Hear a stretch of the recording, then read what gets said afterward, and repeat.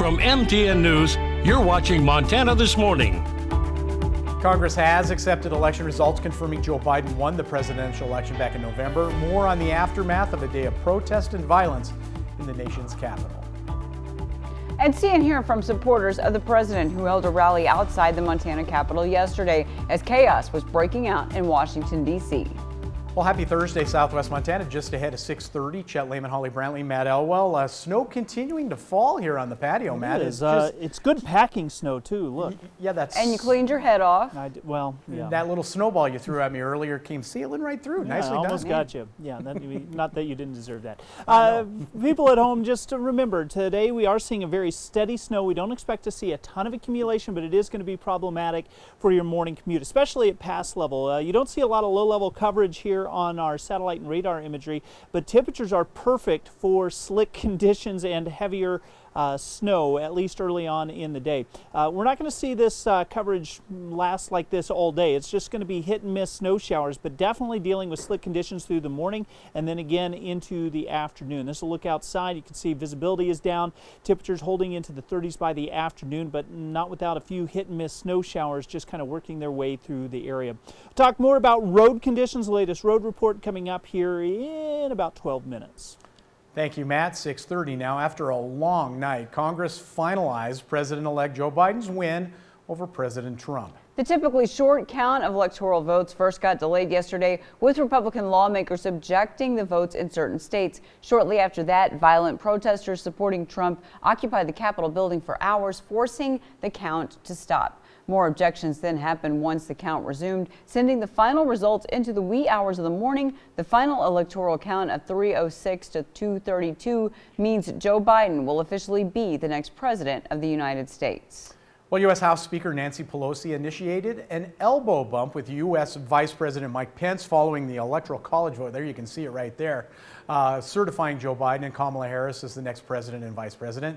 Vice President Pence had declined to refuse to accept votes from a half a dozen states challenged by some of the House and Senate. He told lawmakers yesterday the Constitution does not give him the authority to do so. And this morning, President Trump will be allowed back on Twitter, but the platform is warning they could kick him off for good. Twitter temporarily suspended Trump's account last night, saying his post incited violence and broke Twitter policies. It was in response to 3 tweets the president posted about the violent protest happening at the Capitol building. Facebook also temporarily banned President Trump for the same reason. Twitter says if Trump's election-related disinformation and glorifications of violence continues, he will no longer be welcome on the platform. And following a breach by Trump supporters at the U.S. Capitol building yesterday, lawmakers say they want to investigate the response by the police. Chairwoman of the House Administration Committee says it raises grave security concerns as to how a mob was able to occupy and vandalize the building. She says the committee will work with House and Senate leaders to review Capitol Police preparedness. 4 people died in that ordeal. 14 officers were hurt.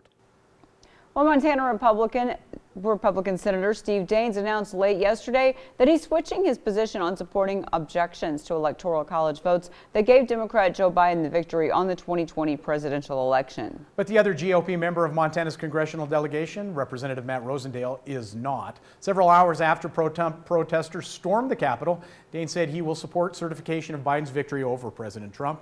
Called the violence, quote, an assault on our democracy, end quote, and said the country will have peaceful transfer of power. Now, earlier this week, Senator Daines had been one of a dozen Republican senators saying they would support objections to electoral votes in some states won by Biden because of allegations of voter fraud. But Republican Congressman Matt Rosendale said late Wednesday he's not dropping his opposition to certification of the electors in disputed states. He says he won't be intimidated by mob violence from the left or the right. Congress continued to meet late into the evening Wednesday, debating the objections to vote results in several states. Spokeswoman for Daines said his initial opposition was not meant to overturn the election, but instead was about restoring integrity to the election process. We do have an extended interview about yesterday's chaos at the Capitol with both Senator Daines and Montana Democratic U.S. Senator Jon Tester coming up in just minutes here on Montana This Morning.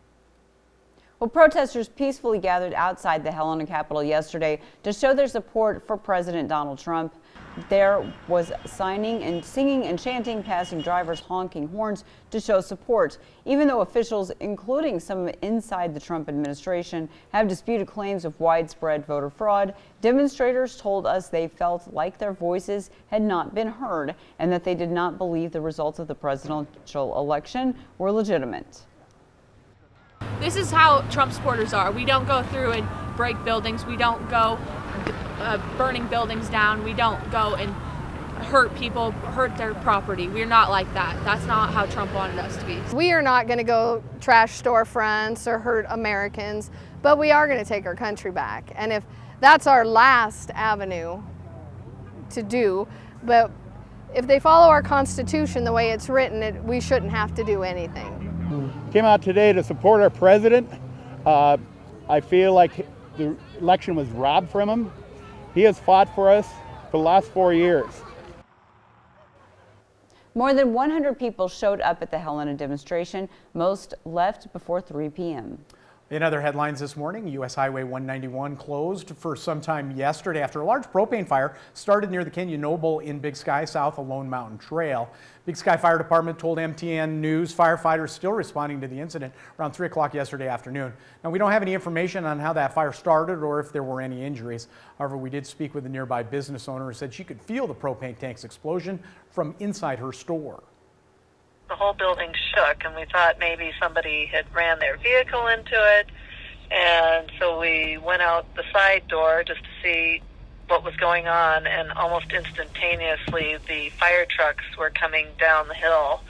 So something had been called in, and then a customer that was out front at the gas pumps reported that there was a huge fire over in the vicinity of the Canyon Noble yard, and that's when we went around the front. We could see just huge fireball of flames from that direction. We thank Kelly for sending us that video, by the way. We'll be checking back with the Big Sky Fire Department for an update on that explosion later today. Crazy stuff. Incredible video there. Hopefully no one injured. Wow. We have no reports of injuries at this point. So many people travel through that area, and busy time. It's crazy. Yeah. Oh my gosh. Well, after the break, both Montana U.S. Senators Steve Daines and Jon Tester speak at length with MTN reporters about the breach of the Capitol. Hear what they have to say right after the weather on the patio. But first, let's check in with our friends at CBS This Morning to see what's coming up at 7. Good morning to you. Ahead on CBS This Morning, the shocking assault on the U.S. Capitol has left the nation reeling. We'll talk about how it happened and if this riot could have been avoided. Also hear from 2 lawmakers who were trapped in the gallery of the House chamber as protesters stormed inside the building. And Senator Amy Klobuchar talks with us about the attack, what went wrong, and now the fallout. Plus, we'll discuss the role of leadership during a crisis and President Trump's failure to condemn this violence. He still has not done so. How there is new talk of removing him from office. We'll see you at 7 o'clock.